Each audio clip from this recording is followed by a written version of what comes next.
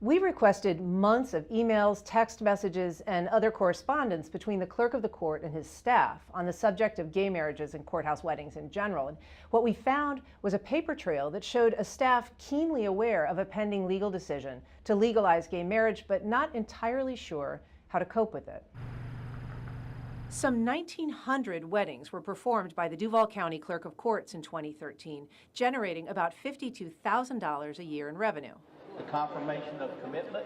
But money and tradition weren't enough to keep the wedding arbor standing. On December 29th, just days before the office would be legally required to issue marriage licenses to gay couples, this decision. What are you going to do? I guess you could cancel all courthouse marriages, but that would be unbelievably petty, spiteful, and vindictive. The decision sparked an immediate response, both nationally and locally. I think it's had the impact of discriminating, and that I know that wasn't his intention. I think Clerk Fussell is going to be remembered as a bully.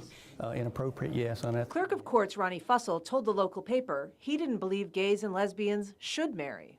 Fussell also said that none of his staff felt comfortable performing gay ceremonies, and in order that, quote, there wouldn't be any discrimination, Fussell said, the easiest way is to not do them at all.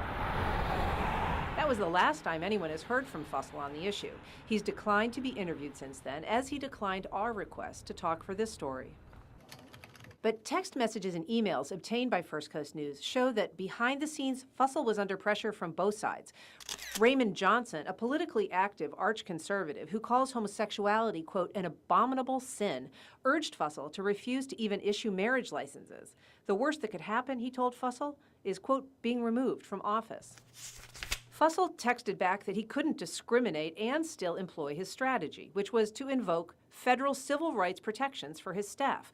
Quote, we can't ignore the law and then use it to protect my employees. He also got emails objecting to his decision, including from this friend who said he was, quote, very disappointed. In one of his most revealing exchanges, Fussell said he did not discriminate, adding, quote, I have gay members of my family whom I love dearly.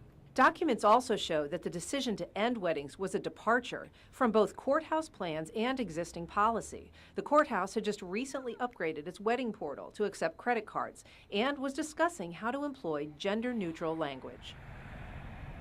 Perhaps most telling, documents that show performing weddings was no mere courtesy. It was previously a required duty of all marriage license employees, a responsibility once every bit as routine as keeping track of court records and collecting fees. Ann Schindler, First Coast News, NBC 12, ABC 25.